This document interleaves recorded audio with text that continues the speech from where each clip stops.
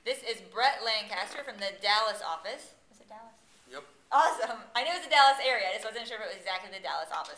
So, Dallas office, what's your career sales now? Right at 200 after the push. Nice. Just over $200,000. And I'm going to ask you about the push in a minute because you just did an awesome job. And he's going to give you guys a QRT for the day, the quick rep tip, so that you can be more successful. And let's start with rapport. I think you said that's one of the things that you feel strong at, that you think really makes a difference in your business. So, any advice for people on just building rapport with their customers? Definitely.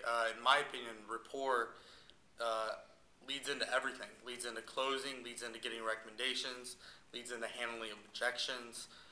My major goal every time I walk inside somebody's house is, before I even mention the word Cutco, is to talk for 30 minutes about anything but Cutco. And the cool thing is, the thing people like talking about the most is themselves. So if you ask them questions like, hey, how long have you lived here? How many kids do you have? Do you have any pets? What do you like to do for fun? What's your favorite thing to cook? Are you a part of any organizations? Stuff like that you can use later on in the demo to help overcome objections. If you know that their husband golfs and they're part of a PTA, then you say, hey, write down all your PTA people. Are they on there? What about your husband's golf buddies? It really helps tie it all together at the end. Not to mention, it takes all the pressure away because they don't look at you as a salesperson. They look at you more as a friend. Because after you talk with somebody for 30 minutes, you're not just a salesperson. You're an acquaintance. You're a friend of theirs. And it really helps take a lot of the stress off of buying and more focused on having fun in your appointment, which is what I love doing because I consider myself a pretty funny guy. You are a pretty funny guy. I was just thinking to myself that you must have a lot of fun on demos and make them laugh a lot, because you make me laugh a lot. So, and customers appreciate that. So you show up, you knock on the door, you meet them, you speak for 30 minutes, mostly just asking questions about what they do for fun and all that kind of stuff, asking about their house, which helps with leads later. Have you ever run into anybody that seemed like they were a little harder to break the shell? Yeah, definitely. So if that were the case, if they seem like they weren't in a good mood, or maybe they're just a little bit more standoffish, any advice on how to work with those people? Yeah, one of the things when the customer doesn't give me a lot of interaction, one of the things that I do is I start talking about my personal goals, the reason why I'm there to begin with. And most times it doesn't have a lot to do with Cutco.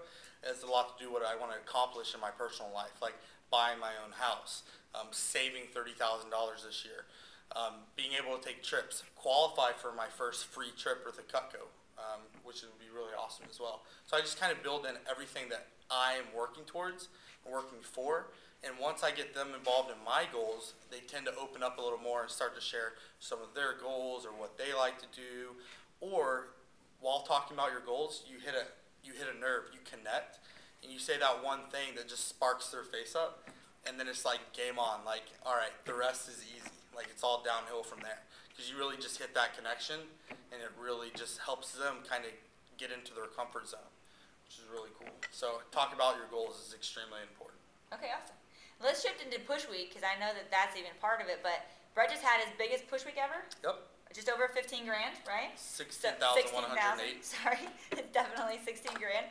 And I know he worked really hard to do it, even worked on his birthday, which he normally takes off, but he was really committed to it. So, and I know you had some challenges. So can you give us a few tips on whether it's push week or whether it's any week where you have a goal you're working for and you're running some challenges, what did you do to work through them on this push week?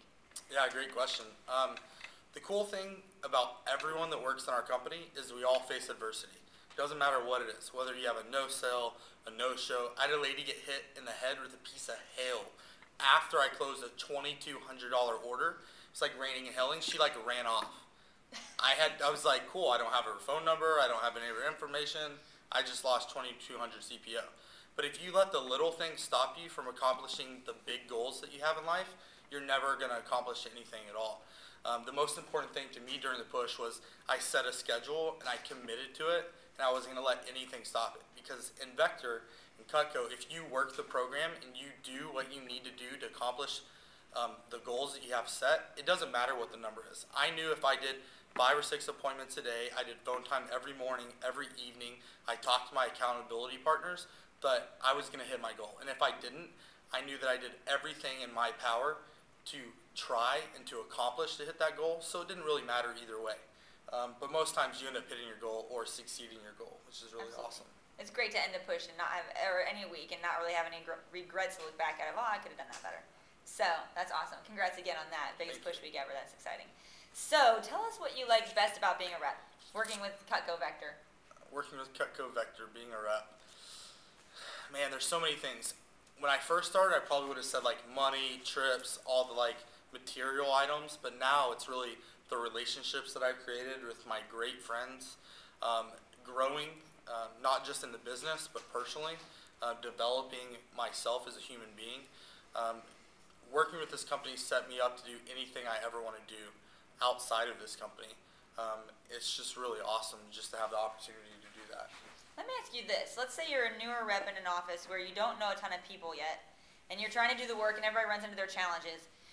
What would you say to them on how to get involved in some way so that they can start building those relationships or having more fun? Like, some people I think are out there and they're not connected yet, so they're kind of on their own maybe? Yeah, definitely. The biggest thing is your local office. That's where you get your supplies. That's where you went to training. Every office in our company has a weekly team meeting. They have Monday order turn-ins. The best thing to do is to go to a team meeting and introduce yourself. Talk to your manager. Be like, hey, I don't really know a lot of people. Like, who should I go talk to? Hey, I need help on this specific subject, like closing or getting leads. Like, who can I go watch? I did a ton of field training. That's one of the things that helped me out the most is where you can go watch someone else's appointment. I've seen some of the top reps in the company do their service calls, their demos, work at a fair and show booth, do closing gifts. And just by watching them, it's amazing the things that you learn and you can pick up, which you can apply to your demo, to your service calls, to your fairs and shows. They can completely change everything for you. But just getting involved, start talking to people. If you're one of the shy people that's kind of afraid, the first step is just trying to get outside of your comfort zone. The more that you do that, the easier it's going to be in your demos and later on in life as well. Awesome. And the last question would be, we've got some conferences coming up. If someone's on the fence and not sure whether or not they should go, what would you say? Go! No, I'm just kidding. But seriously, you should go. We just wrapped up RDC, and my first RDC ever. Afterwards, I had my best year ever. The next year I went to RDC, I had my best year ever again. This is my third RDC that I've had my best year ever. I'm already on pace to almost double what I sold last year, which is really exciting. The things that you learn from the conference is worth millions upon millions upon millions of dollars, no matter what the investment. Whether it's $20, whether it's $100, it doesn't matter. Plus, it's a great way to network with the top reps, listen to some of the top messages, and they always tell you anything you need to know in your business, you can hear at a conference. They cover every aspect, so that way you can get better. Awesome. Well, thank you so much, Brett Lancaster, and we'll be back at you at the next QRT.